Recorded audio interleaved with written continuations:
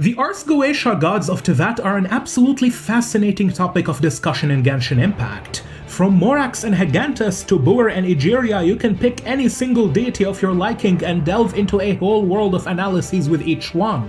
Despite that, at the time of the game's events, only 7 remain in power. Well, 6. Only 6 remain in power. 6 out of countless such gods who have existed throughout Teyvat's history. Countless such gods who perished or completely lost their authority following the Archon War thousands of years ago. With that being said, there is still some unexplored nuance to what really transpired during that era of Teyvat's history, because although it's logically clear that the purpose of the Archon War was the consolidation of power with 7 gods following Nibelung's war of vengeance against Celestia, this is where a really glaring problem pops up. And boy, let me tell you, it's a big problem. Where the hell did all of these demon gods come from? And why were there so many of them to begin with? These are 2 extremely important questions, and they are ones which I have never seen being asked before. You see, as far as we know from the ancient past, the first human civilization was allegedly created by the Primordial One and its 4 shining shades. That's 5 demon gods, 5 super important gods, might I add. According to Before Sun and Moon, this first civilization was an era of abundance, where humans had neither want nor need, and the heavenly envoys, the angels, directly communicated with them.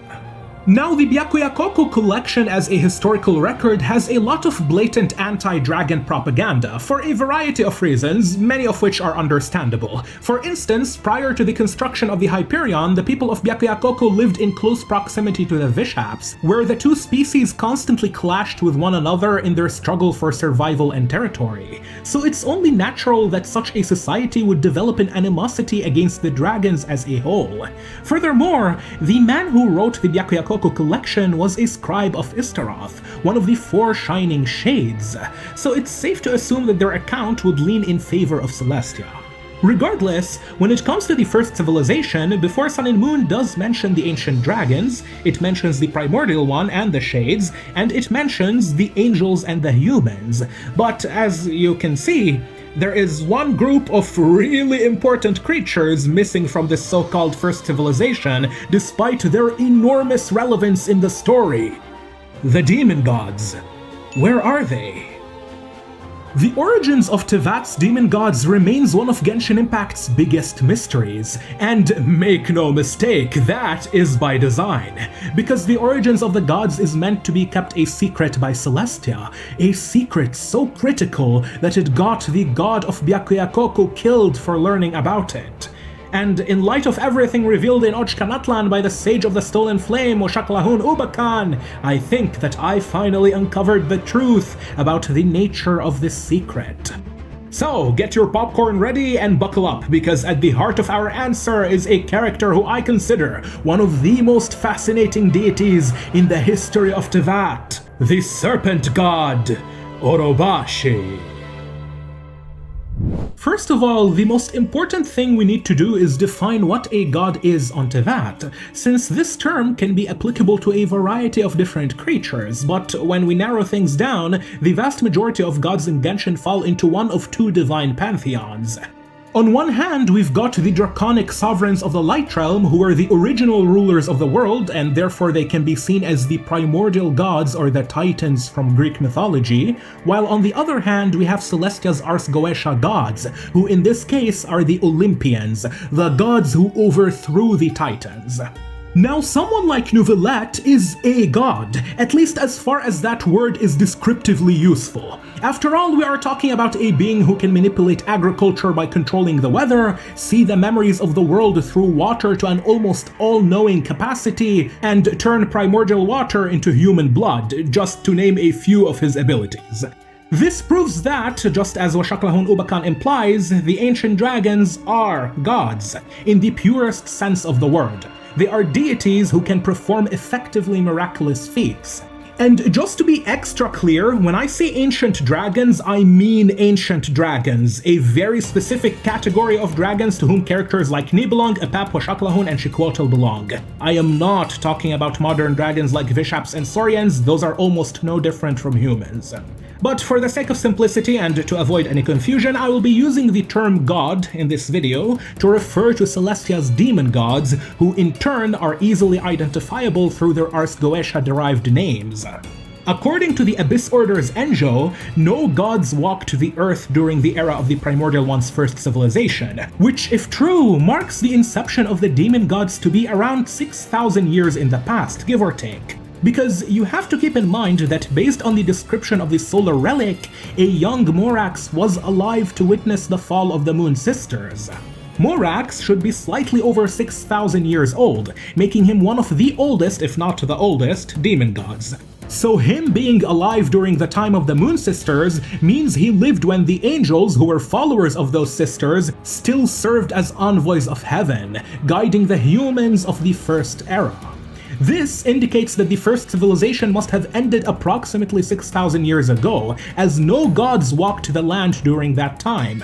Thus, it makes sense that the first generation of demon gods, to whom Morax should belong, appeared towards the very end of that era. Also, in case you haven't caught on, Morax being one of the oldest demon gods is extremely significant to the main topic at hand. Keep this detail in mind, I will come back to it in a bit.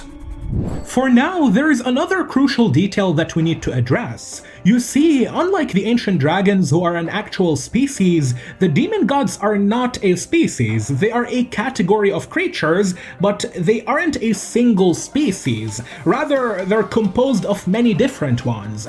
Funny enough, one of the biggest clues we have regarding the nature of Teyvat's demon gods comes from an ancient dragon, Nibelung.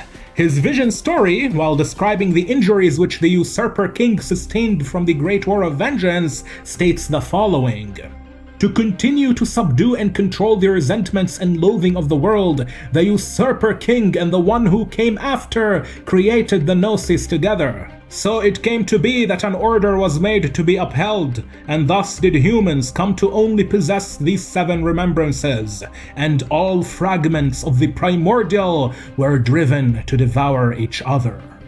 Pay attention to the last sentence. All fragments of the Primordial were driven to devour each other.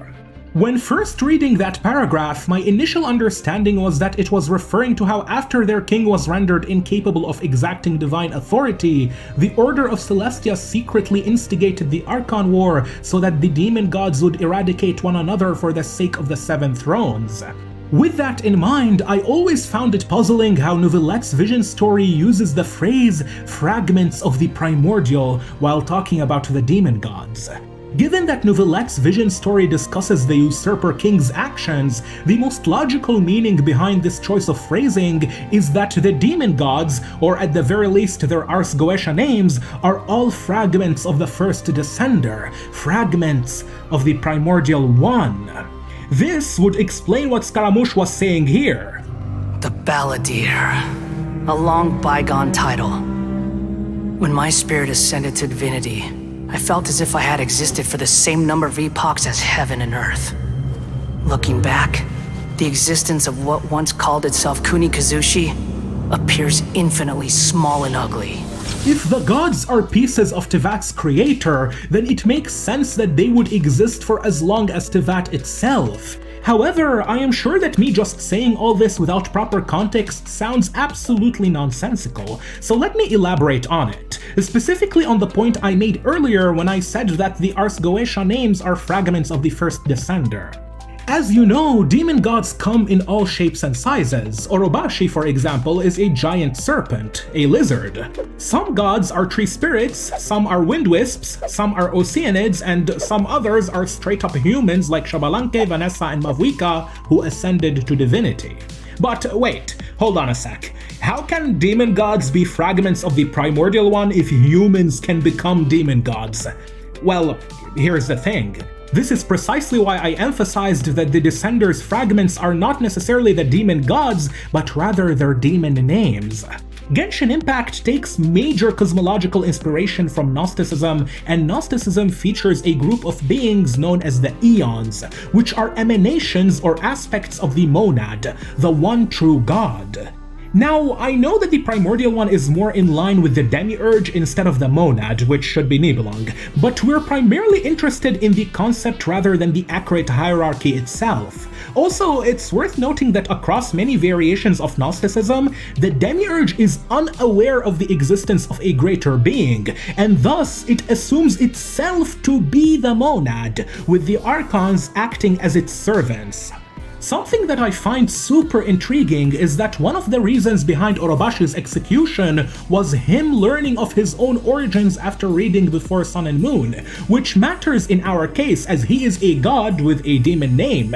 His name is derived from the Ars Goetia Orobas. These demon names must come from the Primordial One without a doubt, since the first Descender created 4 female shades of itself, each a goddess with her own demon name, at least if Ronova and Istaroth are anything to go by. So if the Usurper King can bestow his shades with demon names, then who's to say the same can't apply to all other demon gods? In fact, Volume 4 of Mr. Nine's Legend of the Shattered Halberd states that to prepare for his war against the Asura, who in this case should be the ancient dragons, the Celestial Emperor selected soldiers from the 3 realms and made them ascend to become his celestial army after death. Therefore, the Ars Goetia names that the demon gods bear are all likely different emanations of the first Descender granted by Celestia unto suitable beings, who then go on to represent various aspects of the Primordial One. This perfectly explains why gods like Morax, Amun, Remus, and Beelzebul find themselves performing actions and taking on roles that are almost perfectly metaphorically aligned with the Primordial One, like Amun having 7 sages when he himself refers to the Archons as the 7 sage monks, or Remus with his 4 Harmosts, or the whole vision hunt decree that Beelzebul had, along with her sealing off her nation with a storm so that no one could get in or get out.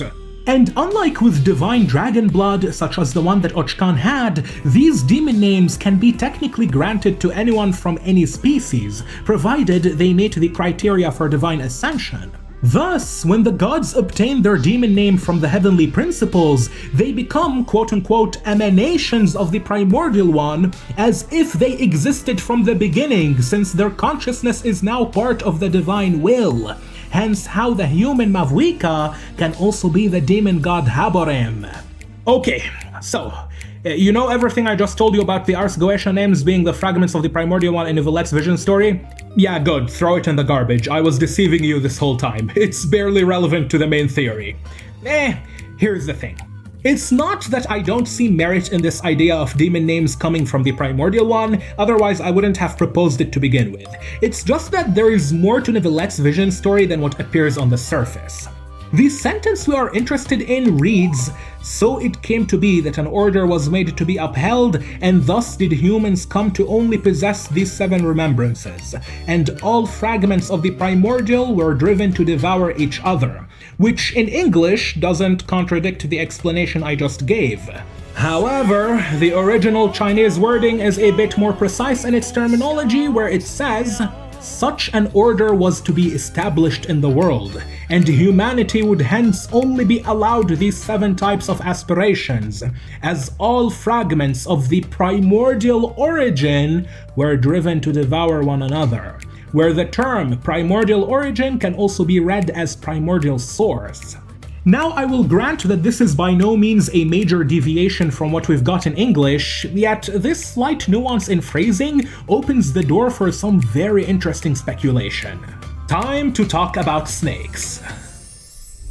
Long ago, during the Archon War, the land of ancient Liwa was a battlefield where many deities fought for dominion over the world, enticed by one of the 7 dragon authorities and a shard of the 3rd Descender.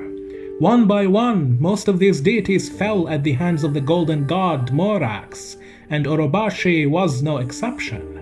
The serpent god presumably originated from the general area of Chenyu Vale, and I say that only because this is where the white snake, Changchang, also comes from, so it makes sense for Orobashi to have resided in that general area.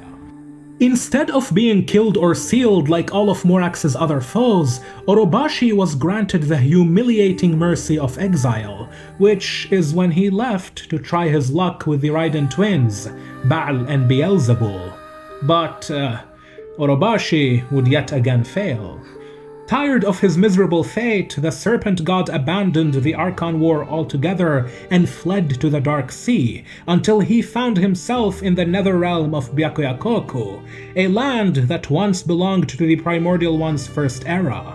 The people of Byakuya-koku worshipped the imaginary serpent Ouroboros, which is notably Dainsleif's constellation, perhaps akin to how the star-devouring narwhal is Ajax's constellation. Now, I have a bunch of thoughts on Ouroboros, but I believe those are best reserved for another video where we discuss Istaroth and her relationship with the people of Enkanomiya.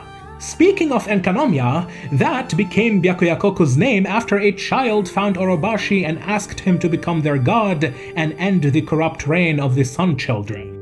While he was ruling Enkanomiya, Orobashi found and read the original version of what is now Volume 2 of the Byakuya-koku collection, Before Sun and Moon. It's still unclear what his exact motivations were, but the contents of Before Sun and Moon prompted Orobashi to order the conduct of experimentation onto baptismal vishaps, which he personally oversaw. Alongside him, Orobashi had countless familiars known as the Vassals of Watatsumi, who had half-human, half-snake forms and could speak the tongue of lizards, allowing them to communicate with both humans and vishaps. Sumi from the Three Realms Gateway offering is very likely a descendant of those serpent vassals. The Enkanomians' experiments on the baptismal vishaps focused on studying their evolutionary mechanisms, particularly their adaptation traits and abilities.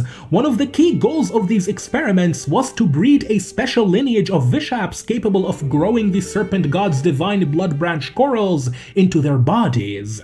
Orobashi was also known as the Great Coral Serpent, as divine corals grew on his skin from which he created the island of Watatsumi. These corals were grafted into the vishaps, and although according to the researchers none of these grafting processes were lethal, most of these grafting attempts resulted in failure, since the bodies of the vishaps, who were creatures of the light realm, could not accept the blood of a demon god from the physical or human realm. There are a bunch of really important things going on here. For one, this research confirms that demon gods like Orobashi originate from the human realm, which strongly corroborates with the fact that the demon gods were largely absent during the first human civilization, because again, they are creatures of the physical realm and therefore they must have been created in the physical realm sometime towards the end of the first era.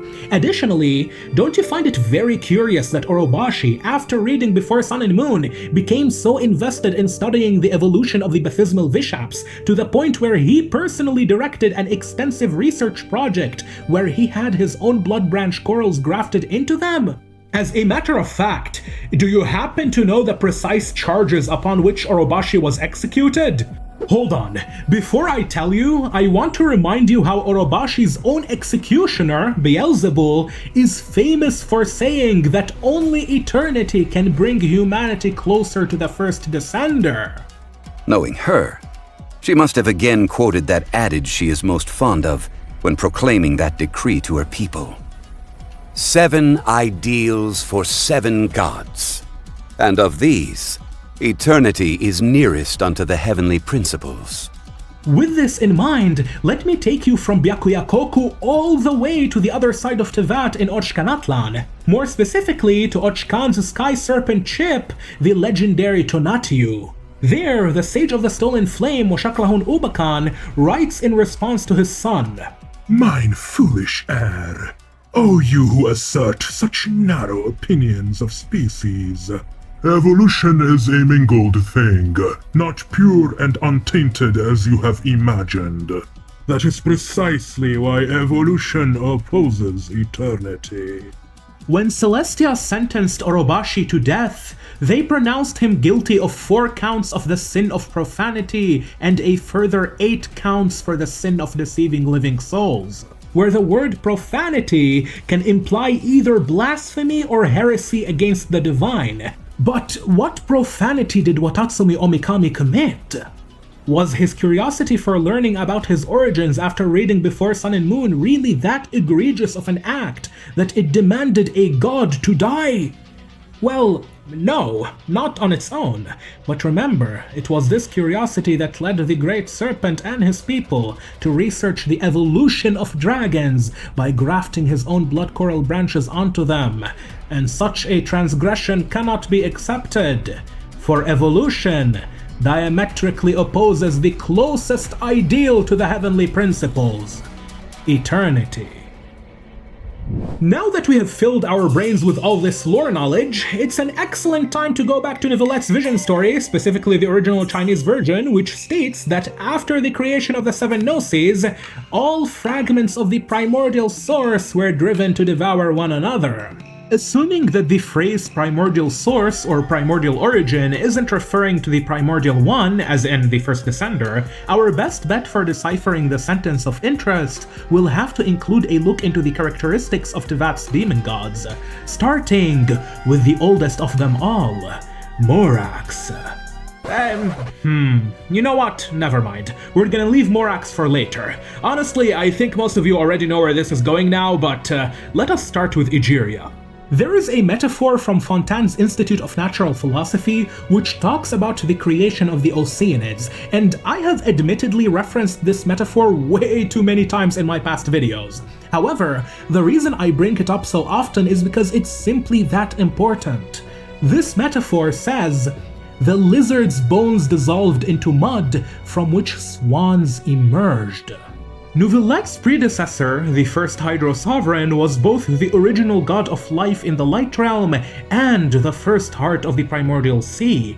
After he perished, the Shade of Life, whom we currently only know as Teyvat's god of life, but do not mistake her with the Hydro Dragon, went to the Primordial Sea and created the goddess Egeria, who in turn became the sea's second heart. And the developers make it explicitly clear that despite being created by a shade of the first descender, Egeria's physical composition was made entirely of materials that belonged to Teyvat, without any foreign influence.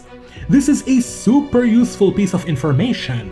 The swans mentioned in the Fontanian metaphor are obviously Egeria's Oceanid familiars, whom she created by shedding the first tear. The metaphor provides us with more context to this creation process by including the fact that the swans emerged from the dissolved bones of a certain lizard, only one lizard in singular.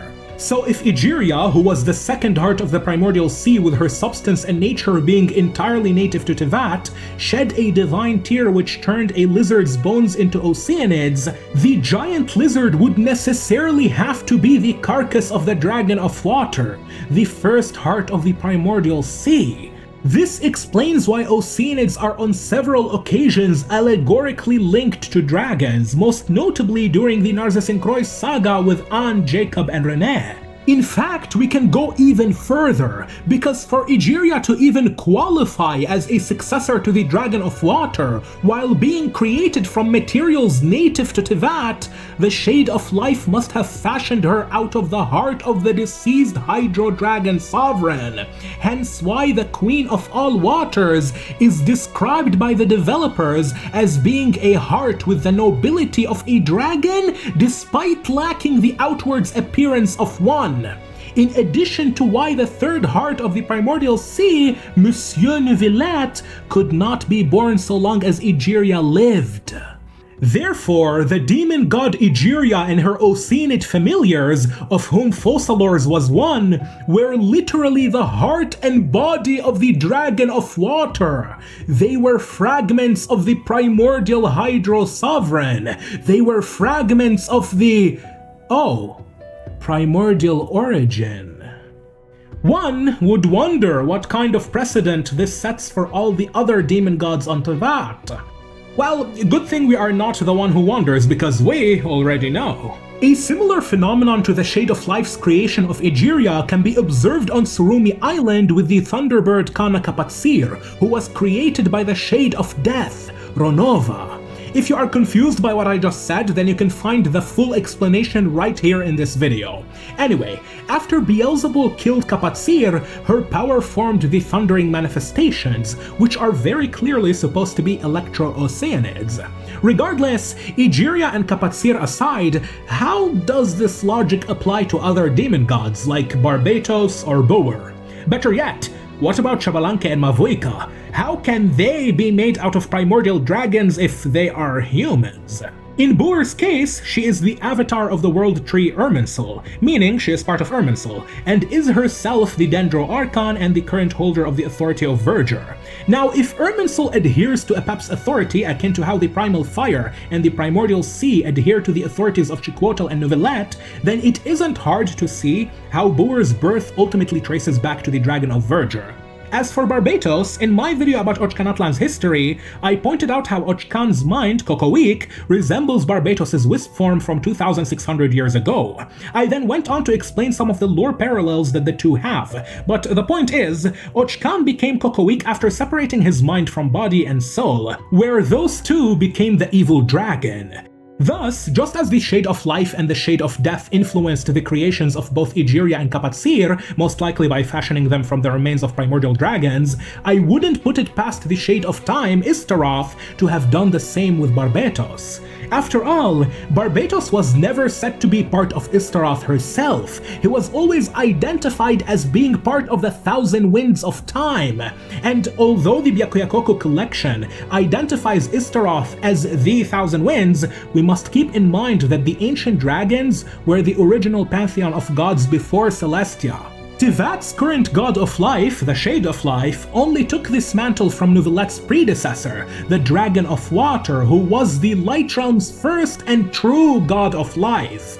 Realistically, the Thousand Winds probably belonged to the Animal Sovereign's dragon authority, and were only adopted by Istaroth after the first Descender took over the world, similar to the Primal Fire, Irminsul, and the Primordial Sea with Chiquotle, Apep, and Neuvillette respectively. What's funny about what I'm saying is that if most of it turns out to be true, then the relationship between Cocoweek and Ochkan's body could unironically be allegorical to Barbatos and the Anemo Dragon. In other words, Istaroth took the mind of the Sovereign of Wind and made Barbatos, which is how he is a fragment of the primordial source. As for the Animal Sovereign's counterpart to the evil dragon, Ochkan's body and soul in Ochkanatlan, yeah, let's be real, we all know it's Dvalin, no need for any explanation here. When it comes to the Pyro Archons, even though they are all mortals, Xbalanque had to first take the authority of fire from the Pyro Sovereign Chiquotle in order to ascend into Archonhood. So Xbalanque and every single Pyro Archon after him, all the way to Mavuika, have had to inherently rely on the power of an ancient dragon to supplement their status as demon gods. To further prove my point, Mavuika straight up has draconic animations in her kit, because again, the power which allows her to be the demon god Haborim comes from Chiquotle. Now, you might be wondering, what do all of these Primordial Origins shenanigans from Neuvillette's vision story have to do with our main topic, Orobashi's research into the evolution of baptismal fishaps in Enkanomia? Even granting that all of what I said in this section of the video is true, none of these are examples of evolution. At best, this is Celestia repurposing the power of the ancient dragons to create demon gods in their image. The ancient dragons aren't evolving, and I'm using the term evolve very loosely here, into anything else. They are just dead. Orobashi, on the other hand, was attempting to breed baptismal vishaps whose bodies could naturally accept his blood coral branches. This resulted in a special group of dragons that bear the serpent god's divine blood. So for us to draw a fair comparison to Orobashi's experiments while simultaneously staying in line with what Neuvillette's vision story writes about the gods, we require an example of an ancient dragon that became a demon god, and unfortunately Egeria won't cut it. The problem here is that such a god would have to be really old, so old that they would be one of the very first demon gods in history. In fact, such a god would be old enough to have witnessed the Moon Sisters during the Primordial One's first civilization. Damn. If only we had such a demon god. Yeah, you know what I'm thinking. I know what you're thinking. Let's talk about my man, Big Dong Zhang. The nature of Morax's origins and species has always been a strong point of contention, with everyone making different arguments for what he really is. But regardless of which side of the debate you're on, there is one absolutely undeniable fact. Morax, visually, looks like a dragon, a Chinese dragon to be more precise, Huanglong to be even more precise. This correlation is extremely blatant thanks to his depictions across Liu's history and the various draconic motifs found on his design. But today I am going to go even further by suggesting that Morax not only looks like a dragon, but is, or rather was to be more accurate, a fully fledged ancient dragon. How, you may ask? Well, do you remember way earlier in the video when I had that whole monologue about the Ars Goetia names being different emanations of the Primordial one? That was my initial justification for how the demon gods were the so-called fragments of the Primordial who were compelled to devour each other. But then I told you that I was deceiving you and that this theory barely had anything to do with our main topic. Yeah, as it turns out, I deceived you about deceiving you, since the Ars Goetia emanation mini-theory isn't relevant to this video. It's literally the most important part. I simply didn't want you to be distracted by that thought while we were discussing other things because, as you can tell, this video is pretty complicated.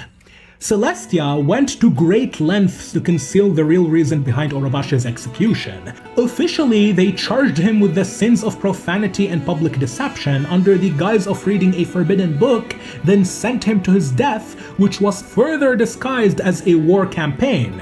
Looking at the bigger picture though, Orobashi wasn't executed simply because he and his people uncovered some secrets about the first Descender and the dragons. No. The real issue began when he decided to learn about the origins of the gods by directly tampering with the evolutionary process, which already breaks 3 of the Sumeru Academia's 6 cardinal sins. 1 shall not interfere with human evolution. 1 shall not investigate the origins of words. 1 shall not attempt the forbidden without a hint of fear.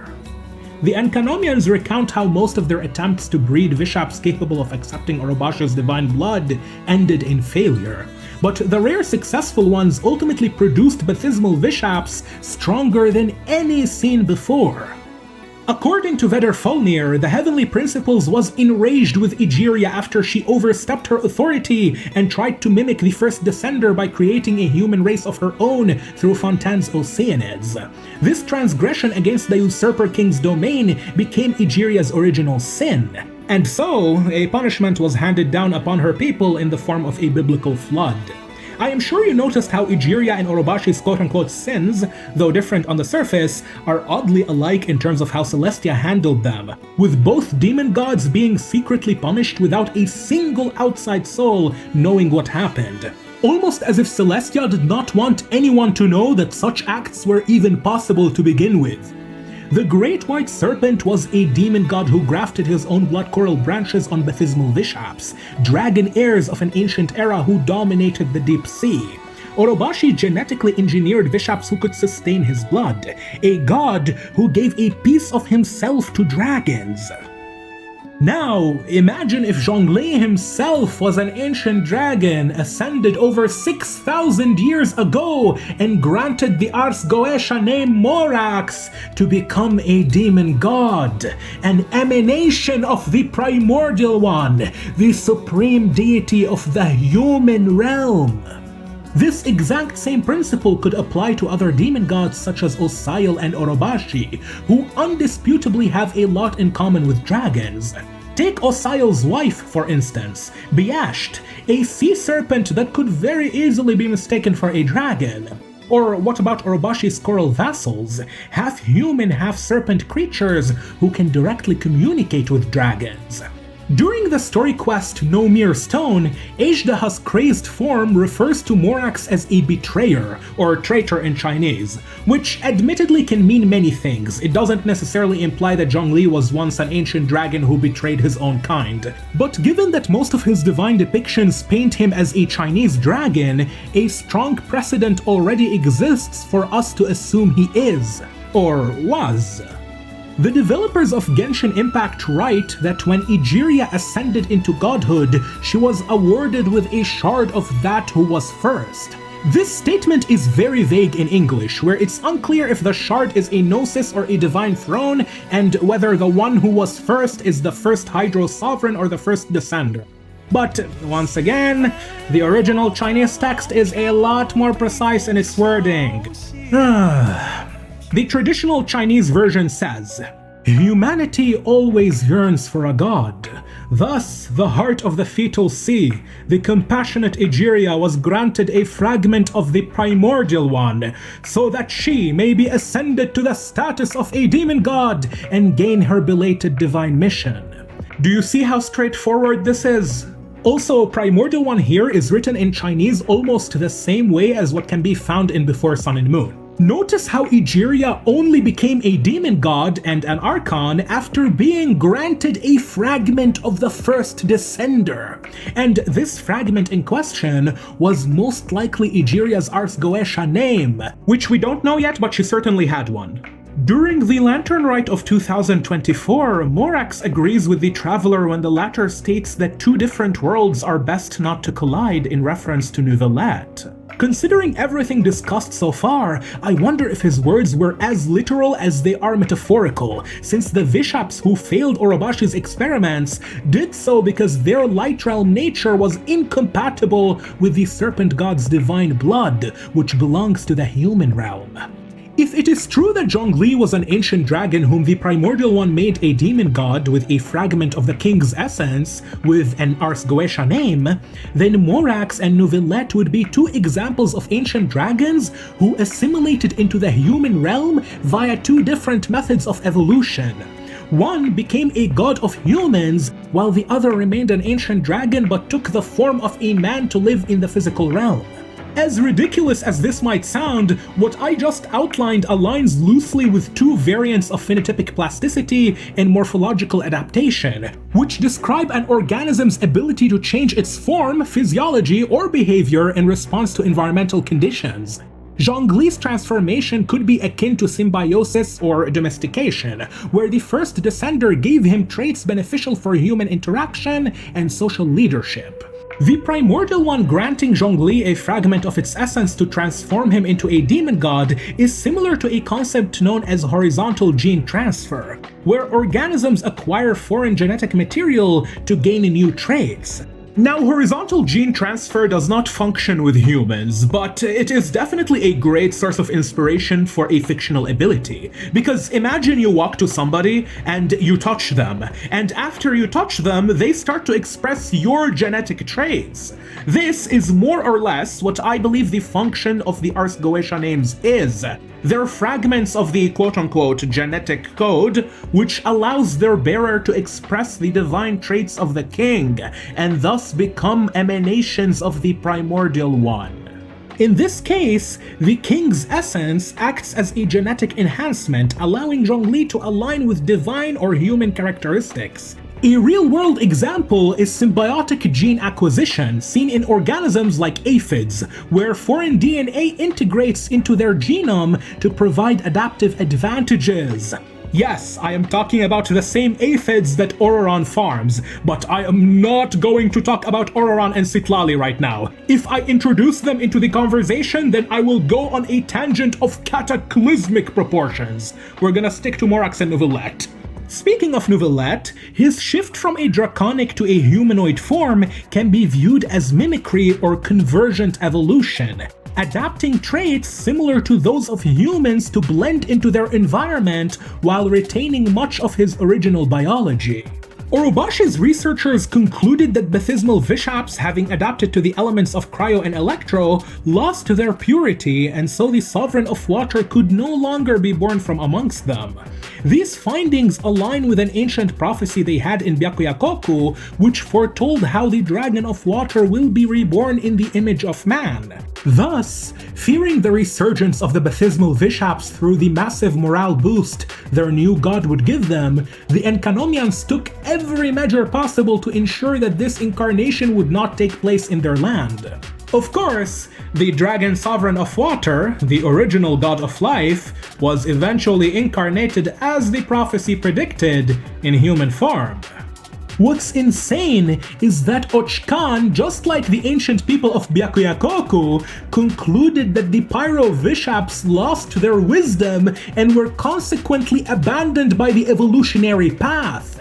Ochkan then adds how the dragons of the Great Volcano lost the primal flame's purity, and so the Sovereign of Fire shall never again be born from amongst them. Washaklahun Ubakan, who is an ancient dragon, then replies to Ochkan saying, "Were it not for the arbitrary divine punishment that divided my race and cut off their evolutionary paths, why would I have needed to seek new possibilities in humanity? Oh, humanity, you who were created, you will never understand, for you are but one stage in this evolution." The main motivation behind Washaklahun Ubakan's actions has always been the perfection of the evolutionary process. This is why I compared him to member 64 of Star Rail's Genius Society, Dr. Primitive, in my video about Banana Outrage. Keep in mind, this was before version 5.2 released in Genshin, but hey, what we learned regarding Ubakan's philosophy only strengthens what I said back then. In fact, watching that section of the video again, I just remembered mentioning how the Sovereign of Water, Monsieur Neuvillette, was born in human form despite being a pure ancient dragon, a phenomenon that he admittedly doesn't fully comprehend. This detail is critical since Washaklahun believes that evolution belongs to dragons and dragons alone. While this sentiment sounds preposterous in a vacuum, there is a lot of merit to it. After all, neither the goddess Egeria nor her successor Focalors could create true human life out of the Oceanids, for such a feat was supposedly reserved only to the god of life and the Primordial one. Yet Monsieur Neuvillette, a dragon, was able to accomplish that by giving the Fontanians true human blood. However, if a dragon sovereign was the only one aside from the Usurper King and the Shade of Life capable of turning the Oceanids into true human life, then that tells us one of two things about the first Descender and the creation of humanity. Either the Descender is draconic in nature, or the humans it created were made from the remains of the Light Realm's dragons and then imbued with the first Descender's divine spark, which Mavuika refers to as the Inner Flame. Actually, there is a myth from Aztec mythology which contains these elements. I talked about it a really long time ago on this channel. After the destruction of the world, the serpent god Quetzalcoatl took with him a female goddess called Cihuacoatl, and the two grinded the bones of the previous race of giants, then molded human forms out of them. Quetzalcoatl then imbued those humans with his own blood, giving them life. If this Aztec myth is applicable to Genshin, then Quetzalcoatl and Cihuacoatl would be the first Descender and the Shade of Life, while the race of giants would be the dragons. Now that I think about it, this also matches up with the Leviathan bones from the short movie Angel's Egg, which inspires most of Hoyoverse's IPs, including Genshin Impact. Based on Kokoik's memories, Washaklahun wanted Ochkan to use Xicoatl's golden conduit to unleash a cataclysm and destroy humanity, so that everything resets and an even mightier race arises from the ashes. When you think about it, the Dragon Sage's philosophy eerily resembles Dr. Primitive's atavistic experiments from the Trailblaze mission Banana Outrage Battles Without Ninja and Humanity. Since Dr. Primitive resets the worlds he experiments on to their most primal states in order to give the species a new chance to realize their ultimate evolution. On Teyvat, atavistic traits are found in characters like Shilonan, Sucros, Kachina, Ororan, and even Lynette, who used to be a humanoid Oceanid before Neuvillette gave her human blood. Washaklahun explains how dragons possess unrivaled efficiency at adapting to their environments. This is absolutely true, whether we are talking about Vishaps, Saurians, or ancient dragons, they all take the most ideal forms for surviving in Celestia's physical realm, and these forms often give them various animal traits. What Neuvillette did was essentially an act of transmutation, and the presence of animal-like atavistic traits on several of Genshin's human characters makes me wonder if the first Descender unironically transmutated some of the Light Realm's creatures into humans by giving them part of its alien essence, in a manner not too dissimilar from what the serpent god Orobashi did by grafting his blood coral branches onto the baptismal Vishaps. So, what's the moral of this video? Demon gods are made out of dragons, humans are made out of dragons. Screw it, I don't care anymore. Everything is made out of dragons, even your mom.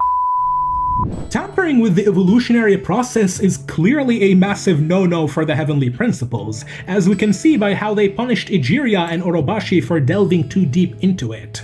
The Heavenly Principles even destroyed an entire nation for these acts, Khaenri'ah. At the end of the day, the transmutation of base metals into gold is one of the primary objectives of the alchemical magnum opus, of which the final stage is Rubedo, red, the production of the Philosopher's Stone. Either that or it's Citrinitas gold if you are an Eclipse Dynasty Khaenri'ah. That being said, using Chemia to create life and supersede evolution was only one of the many problems with Khaenri'ah. Those people likely played a big role in their own demise when they tried to control the Abyss through the Traveler's sibling. While we're at it, I would like to take these last few minutes to point out what seems to be a universal symbol for almost every major topic of discussion in this video: snakes. Orobashi himself is a snake, his vassals were all humanoid serpents, and the nation he ruled, Byakuya-Goku, worshipped the cosmic or imaginary serpent Ouroboros before him, where Ouroboros is an ancient Egyptian symbol depicting either a dragon or a snake eating its own tail as a representation of infinity. A snake, in that sense, symbolizes both eternity and dragons, very fitting when you consider how evolution belongs to dragons and dragons alone, according to Ashaklahun at least.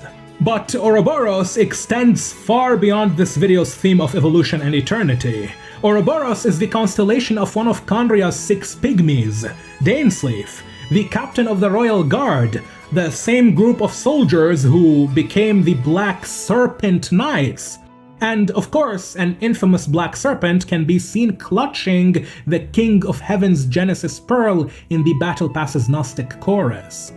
What's weird is that Ouroboros is also an Aeon in Star Rail, so this creature actually exists as a cosmic entity in the greater Hoyoverse. But to be honest, who knows whether that's relevant to Teyvat, we will see.